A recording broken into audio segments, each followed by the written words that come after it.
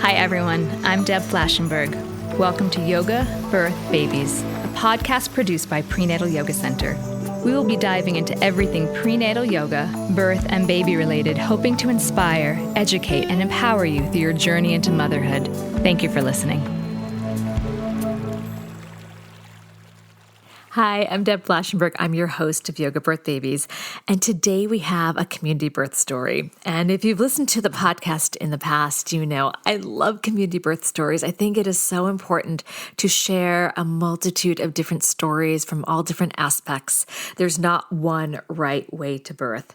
So today I have Kristen Nader. It's actually her second podcast with us. She is a PYC community member. She just had her baby a month ago, and she was one of our teachers for quite a while. She's an amazing person. She's going to tell you a little bit about herself as we get started in this podcast. But what is really special about this story is that she had a breech baby and a cesarean birth. And we talk about that often cesarean births are like, what was Krista saying? She's like, the evil stepsister. And I don't think we should look at cesarean births that way. They can be beautiful. It's still birth. No matter how the baby emerges from your body, it's still birth. And what Krista does so beautifully in our conversation is she celebrates the birth of her daughter.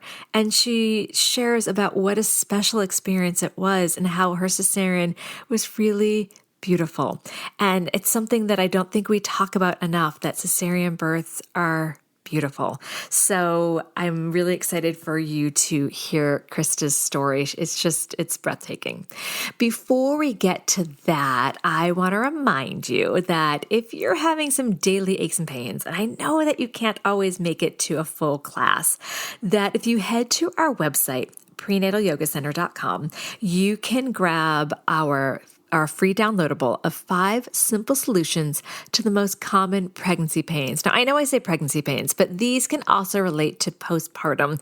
And you can even print it out, stick it on your fridge. And so if you're thinking, oh, you're in the kitchen, you're like, oh, my back hurts. You look at your fridge, you're like, wonderful, Deb, you gave me an asana to help my back or my shoulders or my hips or what have you. So go grab that. Also, we are continuing all of our classes online and in person. And what's really exciting is our in-person classes are filling. I'm so thrilled. I was a little nervous about keeping the studio through this whole pandemic and seeing how the community would embrace coming back in person. And a lot of people have, so thank you. And a lot of people now are part of our community that don't even live in New York. And it's wonderful that we still have an online option every single day.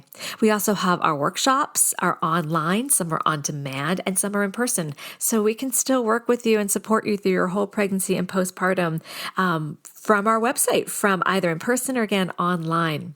And then a few more things I just want to touch base on. We've got our teacher training. So we've been doing, I counted this up, we have now done throughout this pandemic, 7 prenatal yoga teacher trainings online.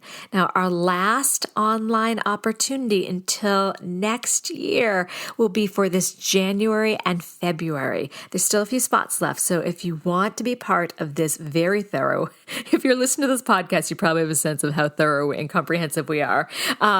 We're evidence-based. We're not woo-woo. It's very thorough. If you want to be part of this teacher training, we have space for January, February.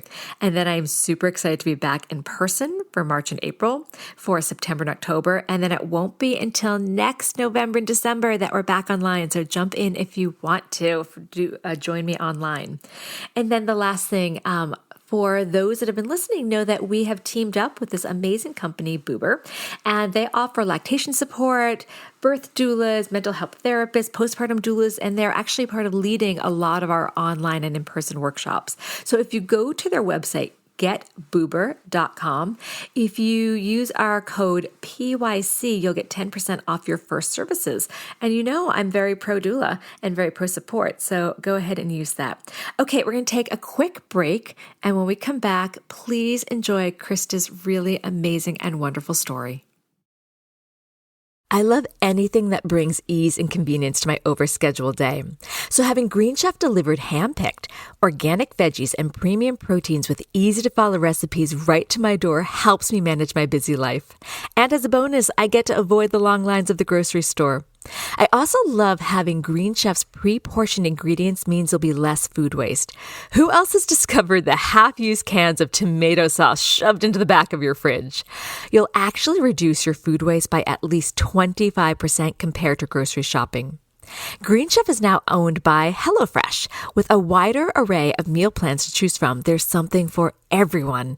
I love the flexibility of switching between the brands depending what I want that week.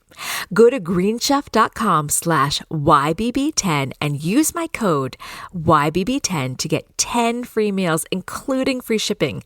That's greenchef.com/YBB10. Green Chef, the #1 meal kit for eating well. Krista, I am so excited to talk to you. How are you? I'm doing well.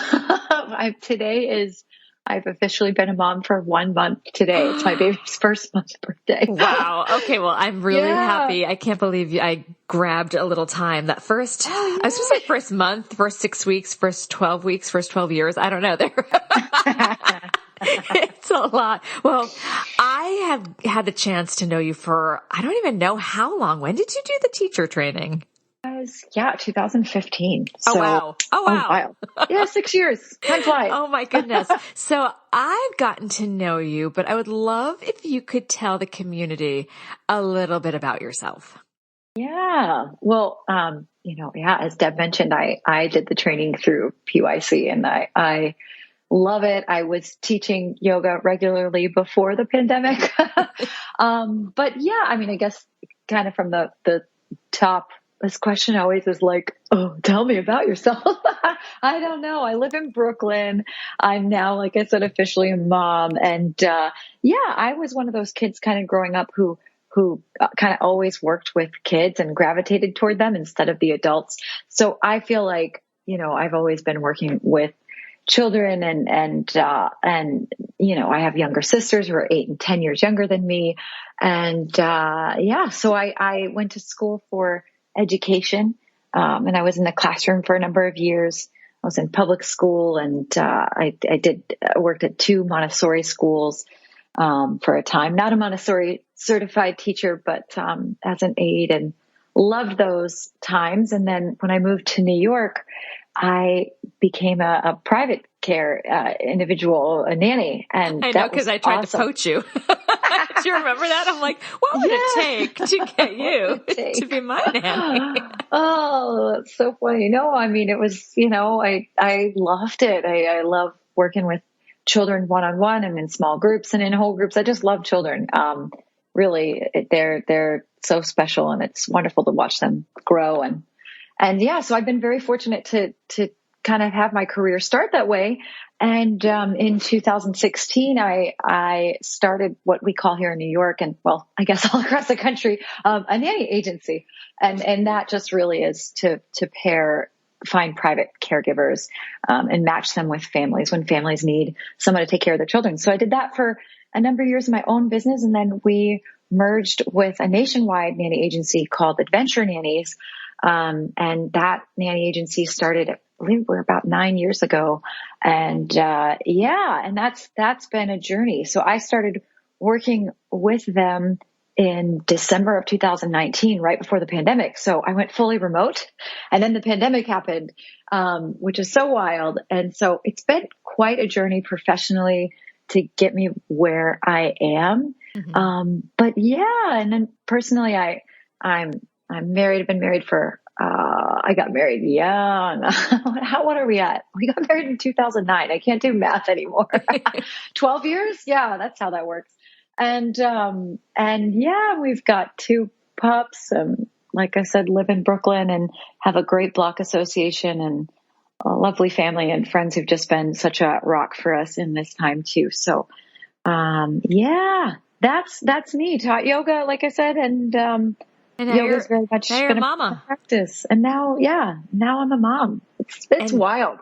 Yeah. And I wanted to talk a lot about really your birth story and what kind of the adventure into your birth story.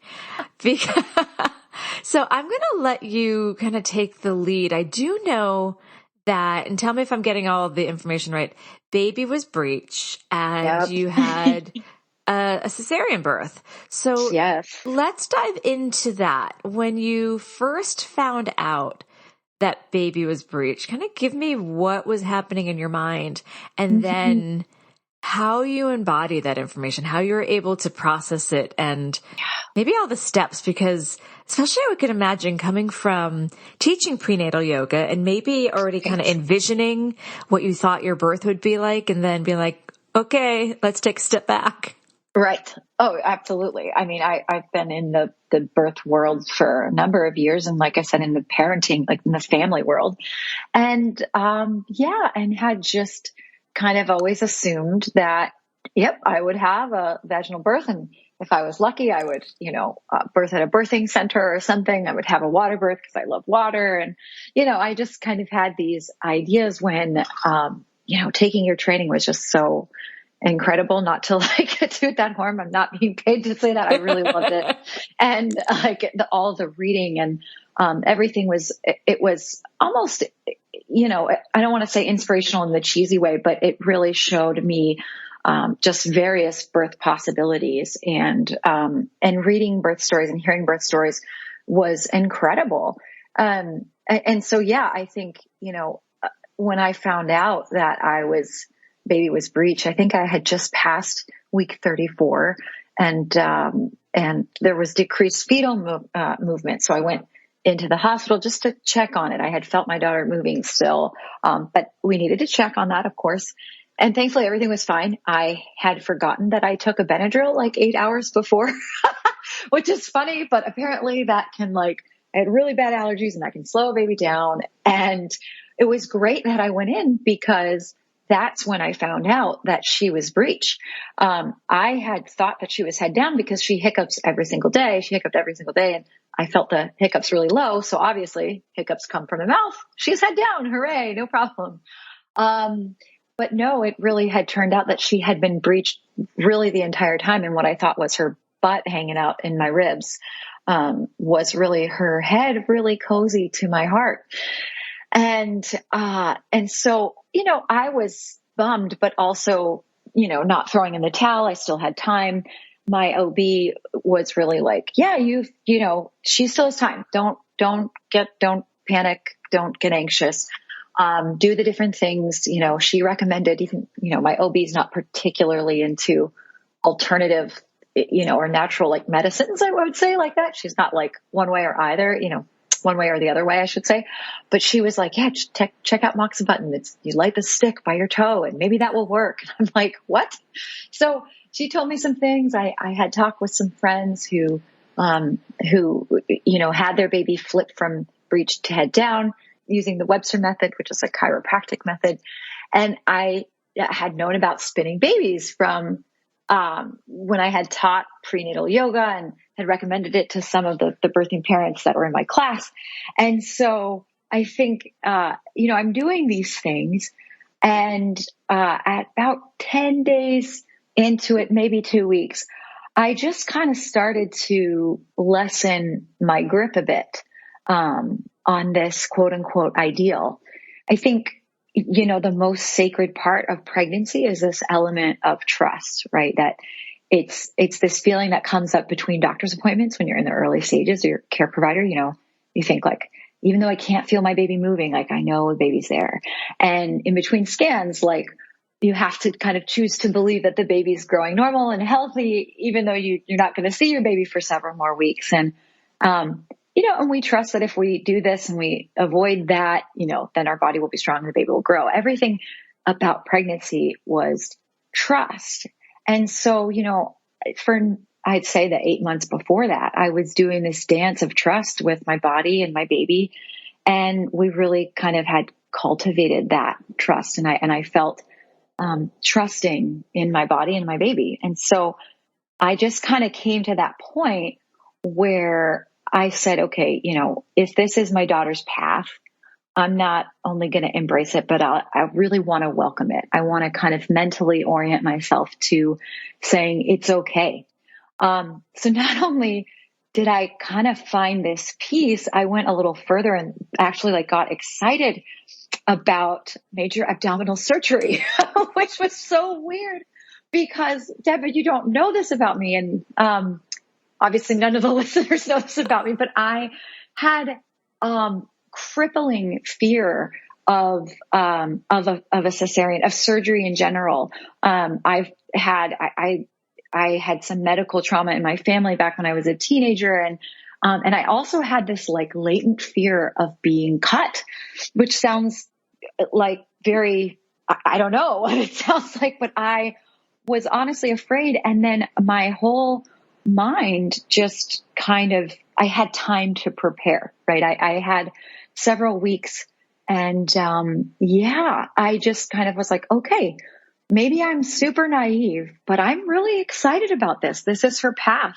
And I was in such a place of peace and I didn't want to kind of lose that, and really, I think why I kind of embraced this breech and cesarean. It's not that I gave up or stopped doing some of the spinning baby exercises, but I did elect to skip out on the external cephalic version of the ECV, because of just my past medical trauma and medical situations. I didn't really want to disrupt my mental state of peace, if that makes sense. I wanted to stay in that. And so, basically what really sealed it up for me was just knowing that I could do all this work and run around the city. I live in Brooklyn and going in and out of Manhattan on the train. And, when I'm already very pregnant and tired, and spending my final weeks just striving for this head down position when I knew like, hey, it could work, but I could still end up in a cesarean. So let me just trust my baby that if she can find a way, she's going to. And I want to take these next 3 weeks, 4 weeks left of my pregnancy to focus on preparing for surgery and just relishing like those last moments of having her head like right by my heart. It's the closest, she's ever been to me. And it's, it's now she's outside of my body and she's her own person.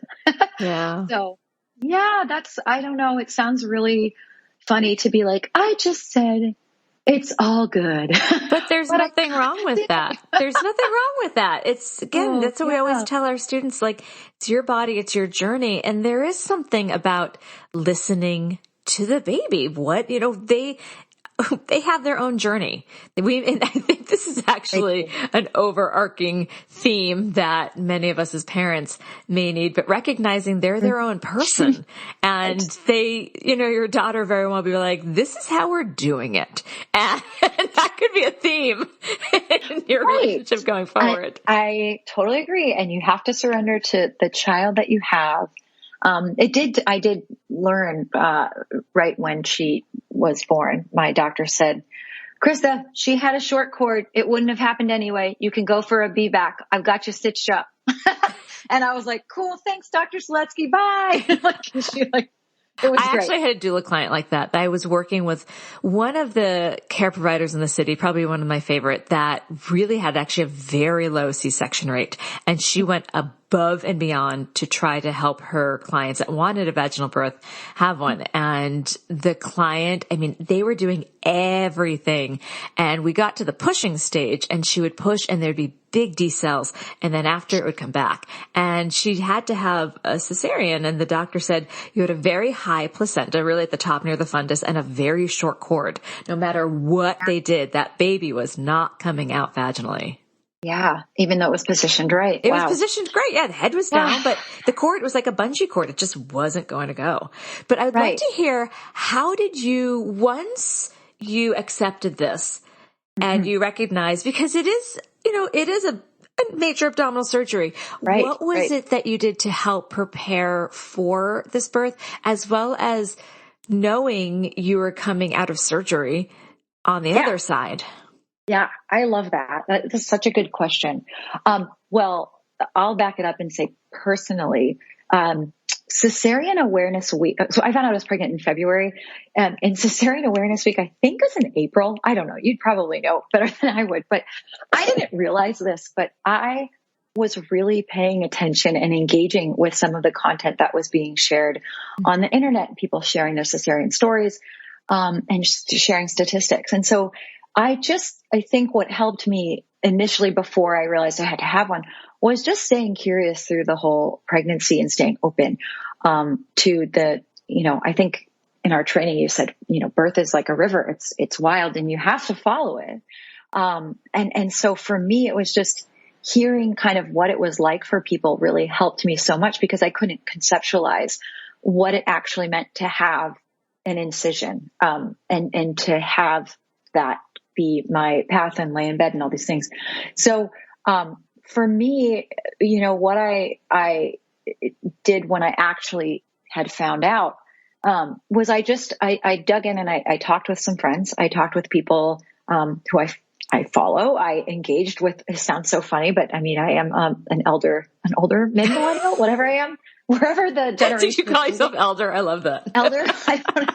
I'm an elder I'm millennial. an elderly person.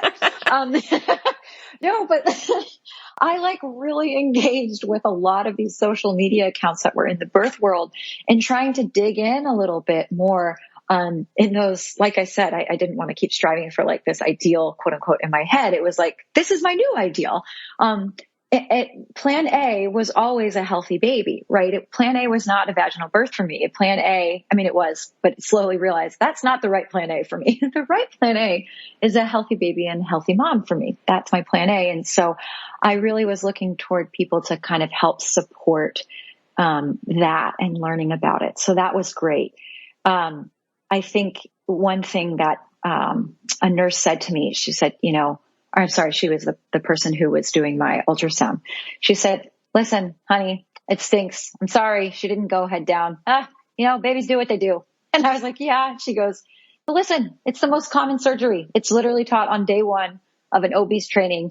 You've got a good OB, right? I'm like, yeah. She's like, so you're good. It's going to be great. And I was like, thank you. That just decreased my fear. As a birth worker, I guess, as someone in this field, in a way, we want our people to birth without fear. That's a common thing. Mm-hmm. And cesareans are birth, and it's included in that. So I was really trying to talk to people that would help me decrease that. And then the last thing I would say, a practical thing, and this is advice that really saved my tush. So like I said, I kind of come from a Montessori background. And so the prepared environment is a Montessori concept that I love. It's making sure that everything for children is accessible, it's independent, it's safe, it's their choice. And I've kind of adapted that for adulthood, meaning for this in particular, I had my diaper station all set up and a bonus one in a basket that's mobile for the bedroom or the living room that I could just take with me wherever I was laying down and recovering. I'm planning on doing cloth diapers, but I also bought disposables too, in case, the poop hit the fan, right? I'm going to do what's easy, I also had created a postpartum box, a bin in the bathroom with sit pads and a peri bottle, for when I thought I was having vaginal birth, but then, for post, cesarean, I kind of had I already got my creams and stuff. I still haven't used them. But I got things kind of ready with all the pads and everything I needed. I had made a health station for the baby. They have a lot of congestion when they're first born. Particularly cesarean babies, because they don't have that last compression as they move through the vaginal canal. And so, having that, that nose freedom and stuff like that, so that my baby could breathe and eat efficiently was important. I have this IKEA cart with diapers and spit up rags, which get double what you think you need. I had the breast pump parts sterilized and bottles sterilized, even though I wanted to exclusively breastfeed. I had all this stuff kind of set up. And I'm so glad that I did, because really I could tell my husband where everything was, and I just needed to lay down and heal, and he could get it and bring it to me. And also, in the hospital, it's really common for, post-cesarean parents to have a little bit of a delay in their milk. And so, I had to supplement some with formula. Her birth weight had dropped quite a bit. And so when we came home, I also had latch issues and bleeding nipples. And so I was pumping within an hour of coming home, I got my pump out and I was able to give her a bottle with my breast milk. Everything was ready to go because it was sterilized and there. So I know this is kind of funny because it's it's not really cesarean birth. It was more of like postpartum cesarean. But that was my way of like also coping and being prepared for it, because I trusted that the nurses and doctors were going to care for my body. There was not a lot that I felt like I could do for my birth. So there's a distinction there. With a vaginal birth, I felt like I was so prepared for a vaginal birth. I had a doula who's great, Hannah Gray. And I had taken classes and, you know, read the birth partner and all these different things. But with cesarean, you know, I like show up at the hospital. I'm like, hey, can you like cut this kid out of me? And like, I just lay here and like, there you go. The only thing I could actually prepare for the event itself was like, I made a playlist. I talked to my doctor and made a small birth plan of just like, I want a gentle cesarean. Here's one page on some guidelines. And I visualized myself walking into the room because of my past birth trauma. So, you know, I think like you can prepare for vaginal birth and you can prepare for the big cesarean event too. I think it's important to prepare for both, particularly as 30% of births are cesarean births, and it can end in that way as much as we don't want it to when it's not in line with our plan.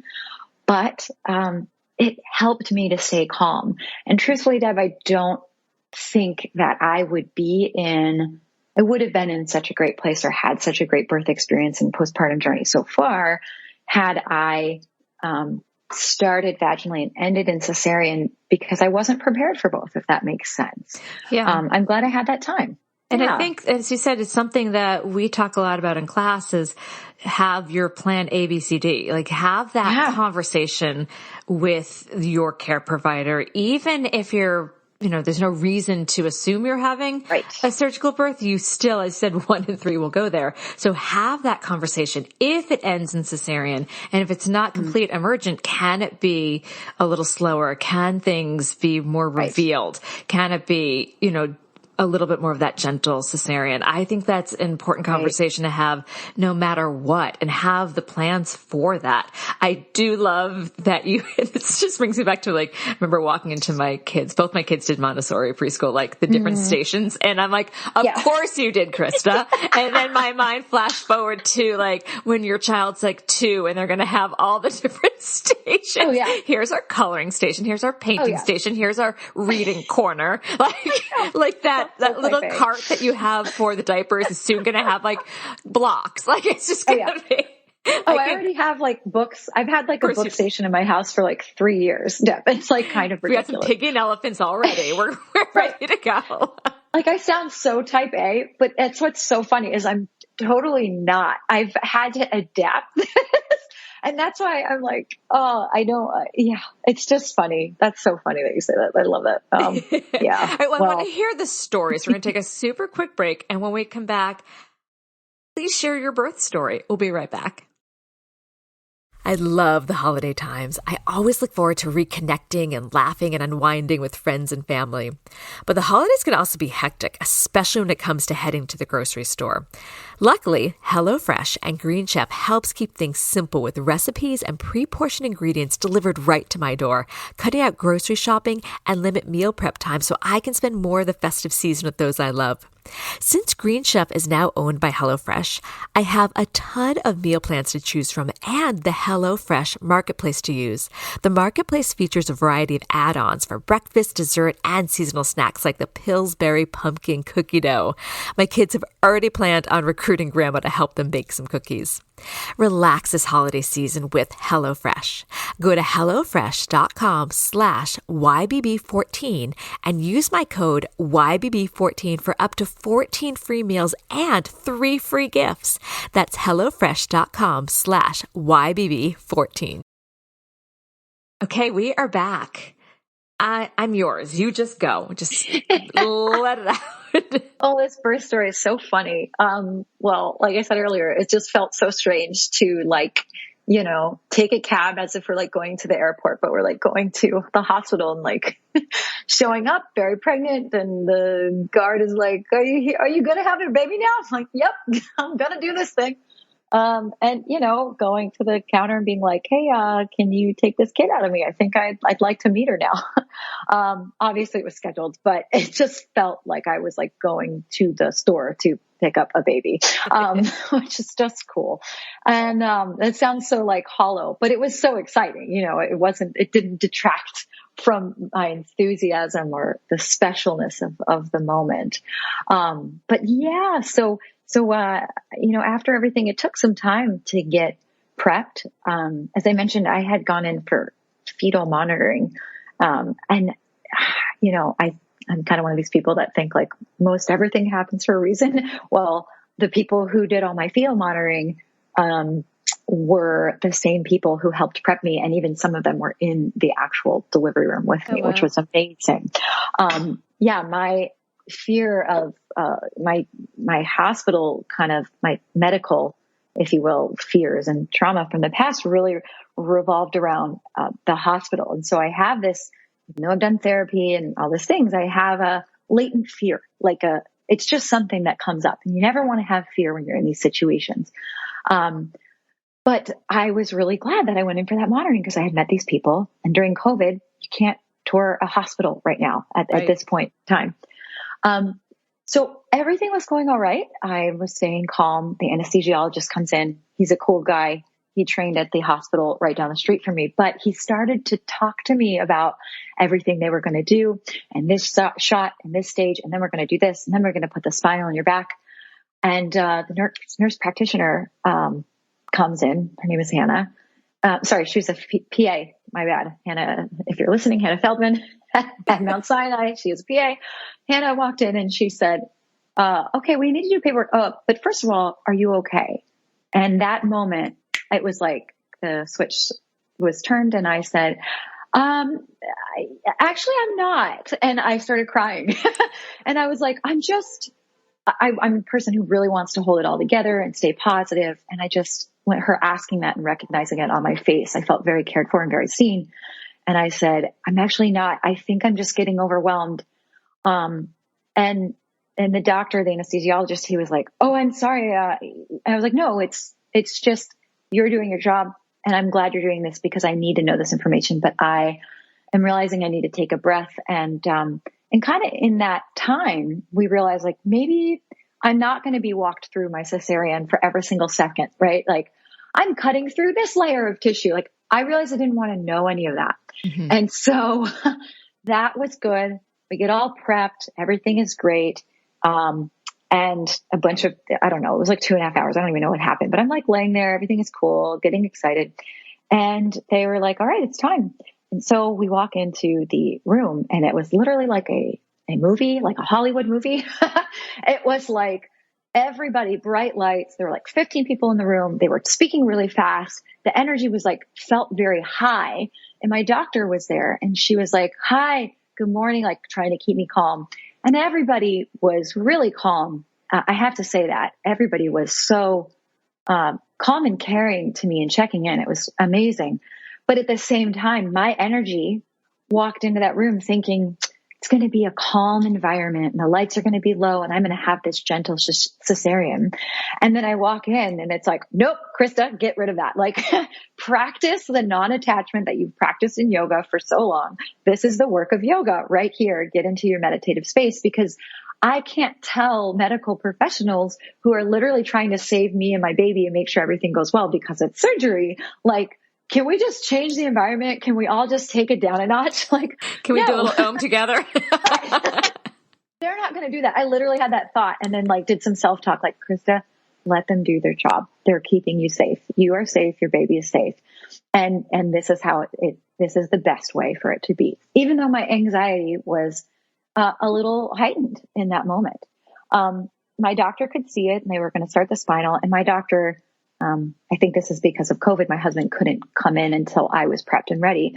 So my doctor, Dr. Lana Seletsky, she's incredible, held my hands, and like we had our foreheads together, and she was like helping me breathe. It was not what I expected of an OB. We'll just say that. I was kind of in awe of her. And so, you know, I just breathed. They had some trouble getting the spinal in, and I really just had to use my tools of meditation, of breath work, of, mantras. I remember saying things like, I am safe and my baby is safe. Like, I know we say that a lot at BYC. And I just had to say, I am here. Here I am. And just saying that over and over. And then the last thing I was saying to myself was like, my baby is so near. My baby is so near. And so I'm going to get emotional thinking about that.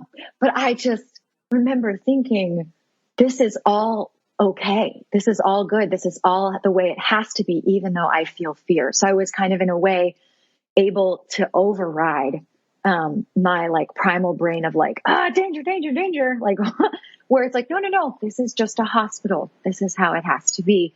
And I know you're afraid of hospitals, but you are safe. And so I was like, thank God for therapy and yoga and meditation and prayer and like all these things, this inner work that I'd done for years, and these incredible people who were setting all of this up so that she could get here safely.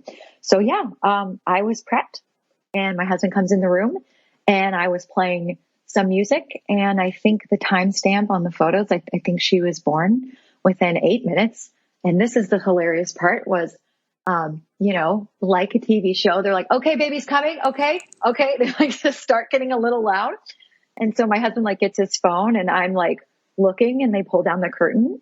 And the second I saw her, literally the second I saw her, I had, a knee-jerk reaction and started like literally screaming, blubbering idiot, like sobbing, erupting with emotion. And I just went, my baby, my baby, my baby. I just kept saying it over and over. And I was like crying, and I instinctively covered my eyes. And I was like, oh, I like covered my face, and I was just like heaved. I was like sobbing.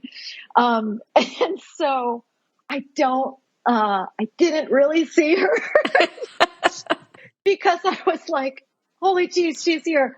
And then they took her away and make sure she's okay. And I could hear her screaming her little head off. And I was like calling to her. I was saying her name. I was saying, Yarrow, it's mama. It's mama. Obviously, I don't think she could hear me over, she was across the room. My husband got to go and be with her and take some photos. And then, I'm just blissed out, honestly. Like I was like, it's cool. Like they didn't bring her right to me because that's not, I guess, their total policy. And she also had past meconium right when she had come out. And, so they did need to clean her up a little bit. They didn't bathe her, but they had to wipe that off. And when they brought her over, a lovely nurse was like, mommy, look over here. It's your baby. And I like turned to her, and I was then, of course, totally speechless. I just was like, oh, and I remember saying, and also we have a video, but I remember saying, are you for real? Are you real?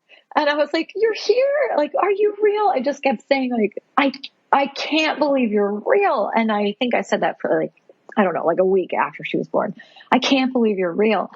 And she brought her right to my face and held her, and I brought my arm up, and I had to wear a mask. Of course, I pulled my mask down. I just kissed her face, and I just said, Yarrow, it's me. It's mama. It's mama. And she instantly calmed down. She wasn't hyped or amped or anything when they brought her to me, but I could tell, obviously, you're going from water to air. It's very jarring for a baby. And I just put her cheek right next to my cheek, like a little weird Spider-Man kiss, upside down. And I was like, it's mama. It's me. I'm your mama. And she just chilled out. And we got to spend some good time with her while they were stitching me up. And my husband got to hold her, and we were just the three of us together. And I'll just say it was immediate, that feeling of, like, this is the one we've been waiting for. I turned 35 in July, which is technically a geriatric pregnancy. I don't feel old. But You're not old. I'm not old. In New York, like people have babies in their 30s. That's like normal. But a lot of my friends have had, children in their early 20s and mid 20s. And I've been, like I said, in this childcare parenting world for so long, that, even some family members were like, oh, we just thought maybe you just like weren't going to have kids. And I was like, no, kids are expensive, and I can't afford health insurance.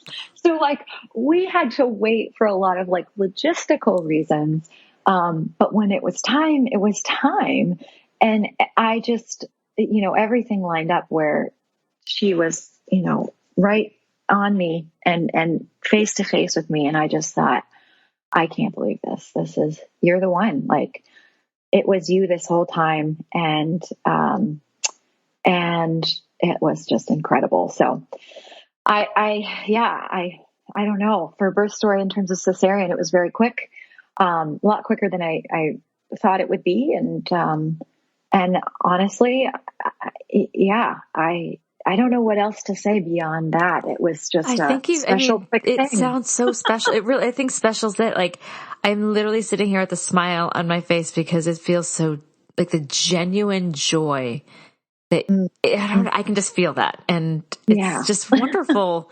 It's wonderful to hear. It really, I love, and what I really love is sometimes we often hear cesarean and we kind of shake our head like, oh, I'm so sorry. But no, like the reason I actually wanted to, and the reason I wanted to speak with you is because, you had expressed what a great experience it was. And I'm like, yes, let's get Krista back. Cause for those that don't know, this is Krista's actually second podcast with us.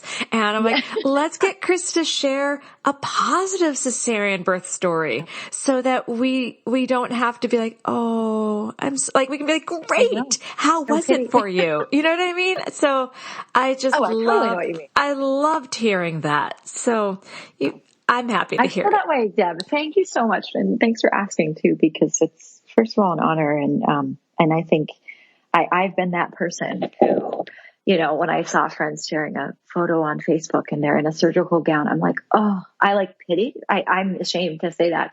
I'm also, we go through transitions and working in the birth world. I feel, looking back, perhaps I've given students the impression that cesarean birth is like the evil stepchild, because that's often, I'm a stepchild, so I was kind of evil, I'll just say.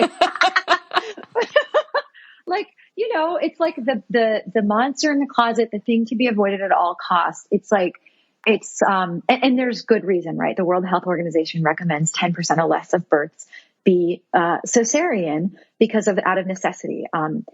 Breech, for anybody who's listening to breech babies, it's only 3 to 5% of babies, which, okay, of course my child's going to be like not in the 97% of babies who will follow suit. But I think the point is, like, this is not the worst thing in the world. Like, it's actually, an incredible thing that I was so grateful for my cesarean, even though, I tried to avoid it and it just wasn't in the cards. And, I think, if I hadn't had that time, like I said, to prepare, I think I really would have been down and hard on myself. I really do. And I think that comes from the messaging a lot of times in our birth communities, in the birth worlds, and in our trainings and lactation training and newborn care basics and childbirth ed. We talk about birth without understanding that birth is not just vaginal. And so it's almost like our messaging sometimes, I say our because I've been a part of this, is that, that vaginal is the assumption and that's the default and that is birth. Oh, but also cesarean, you might want to take these extra trainings or just look into this. Where I think it would be helpful where we've changed our language to say birthing parents, because we realize not all people who birth identify as a woman. And so it's also one of those things, not all births are vaginal births. And so I think, having that enthusiasm and excitement while balancing that, yes, this is major abdominal surgery and it's more risky. But every birth is challenging. Every birth is magical.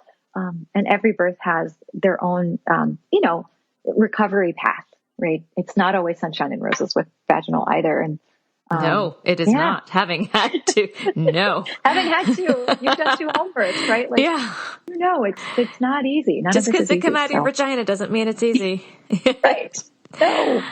Well, I'd love to hear a little bit about what has your postpartum healing experience been like? Yeah. Thank you for asking that, because I did not know what to expect with a cesarean. Like I said, it's only been 1 month, so it's still ongoing. And I hesitate to say it's going really well because I'm like superstitious. I'm like, knock on all the wood, it's going well. And I'm not out of the clear because it really does take a solid 6 weeks for internal to heal up your uterine stitches and all that stuff. And so I think I'll definitely be postpartum for a while. I think you're always postpartum right after you have a baby. Mm-hmm. But for this 1 month, it's been going well. I like I said, I had a doula, and she was excellent and with the way that, if you have vaginal birth, then she has one postpartum visit, I believe. But if you have a cesarean and she can't, attend and all that, she came immediately after to the hospital, and she's done several home visits with me because her hours kind of transitioned to postpartum care. And that was extremely helpful in a way that I didn't anticipate. It's just helpful to have someone, especially because she's a lactation consultant as well. I had a really hard time with latch in the hospital, despite having 3 lactation consultants, one of them being my doula. And so it was just awesome to have her, come 2 days after discharge, and then the following week to help follow up on some things. And that was great. And so I think, we had my aunt come into town for a week, thankfully. And I just think we've, I don't want to say that I was prepared, because I think nothing really prepares you for going through it. You can have sympathy, but until you do it, then that's when you can have empathy for postpartum.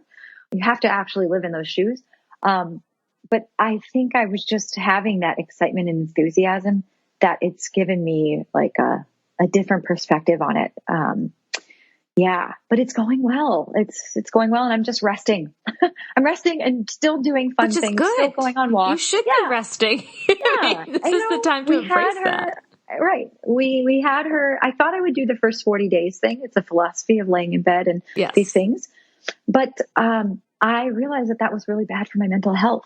And we had this baby because we wanted to live life with her. So, we went out to a restaurant, outdoor eating, and sat there, and I nursed her at the table, and I was like, man, this is bliss. Like, this is cool. We're having a kid to like bring her into our life. And I know that's not the journey for everybody. But I was like, really relishing this time, and actually cried on like day 7 because I'm like, this will be over. I cry a lot, but I'm just saying this particular period will be over. And I only have like 80 days of my baby being so little, where she just sleeps on me and wants to, like, I felt like that. Like it was sad thinking about that this time will end, and then she'll be a big baby, which is what we want. But, I'm sentimental. So, here we are. But yeah, it has highs and lows, really highs and lows. And, it's just the lovely longest, shortest time, right? Oh, so. I do love that. Okay, we're going to take another break. When we come back, what is one thing you wish someone had told you before birth or parenthood? We'll be right back. Okay, we are back. So I'm really interested because, as we had talked about, this is not your first rodeo around babies. Like, babies, you've been in the birth world, but is there anything now that you are 1 month out, you've been through a surgical birth, you've started to walk your path of parenthood, is there one thing you wish someone had told you ahead that you feel like you can now share? Yeah. Well, I think kind of what I was talking a little bit about before, just like the default word being birth, assuming that it's always vaginal birth. I think that subconsciously I was kind of like feeling a little bit like a failure, that I didn't do, something right to help my baby to go head down, or that my birth maybe wasn't going to be as powerful, or that I wouldn't feel as empowered. That moment when the baby comes out and people say, like, I felt like I could do anything because I did this, the triple marathon getting this baby out. Like, I felt like I was really going to be robbed of that. And in a way, like, I kind of still do feel that way. But I feel like, I wish that, that maybe I don't really know that there was just more conversation around the power that still is available and accessible to people who are birthing in surgically, and maybe even so, there would be some integration in those classes in childbirth ed and how to honestly, like how to logistically feed when you've got an incision, or how to get up and change a diaper, when you're recovering, and what it actually means to look like to rest, and how you might need to be prepared with some outside help. So, I don't know. I feel like it's not a great answer because I just feel like I had heard so much advice, like for 15 years, right? Sometimes like advice, like there's so much advice out there. And so maybe like the thing that I really wish I had heard, even now that I think about it, is just someone saying, like, listen to your own voice a little bit, like find what works for you. Maybe that's a better answer. So now I'm going to turn it. You said you got 15 years advice. So now I'm going to turn it to, can you give some advice? So what is one final tip or piece of advice you would like to offer new or expectant parents? So funny. It's so funny. There is a lot of advice out there, and there's so many do's and don'ts. But I would say, it's so hard to pick. I want to pick 3 things for new parents. All right, shoot them out like bullet points. I'm ready. For new parents, I would say, please laugh. You have to laugh, and you have to laugh often. You have to laugh at your, I'm putting air quotes, mistakes, because you are not going to know everything. Even though I joke, like I know too much, and that actually like messes up my brain sometimes, I still I'm not doing everything right. And even those, you can take all the classes, but you have to laugh when, okay, like my baby just, like when the poop literally hits the fan. Yes. Laugh. No, I just laugh. I just remember one time we laughed so hard. I literally thought I was going to pee myself. I'm actually surprised I didn't. Because it was like those belly laughs. Like my son is maybe a week old and I don't even remember exactly what happened, but he was on the changing table. We were both probably trying to figure out what we were doing. And it was just like, I still remember just the joy of the laughter that also could have been sleep deprivation. But I just remember that moment, and it was really genuine together. Joey and I just having that moment together. So I'm going to put a little star next to your just laugh because I love that one. Yeah. That's awesome. And I would say like, this is yoga birth babies, right? And so it is about yoga. And I would say for expecting parents, or even people who maybe you're listening to this, like trying to conceive, or conceiving in the future, I say do the real work of yoga and practice non-attachment right now, non-attachment to a specific birth outcome.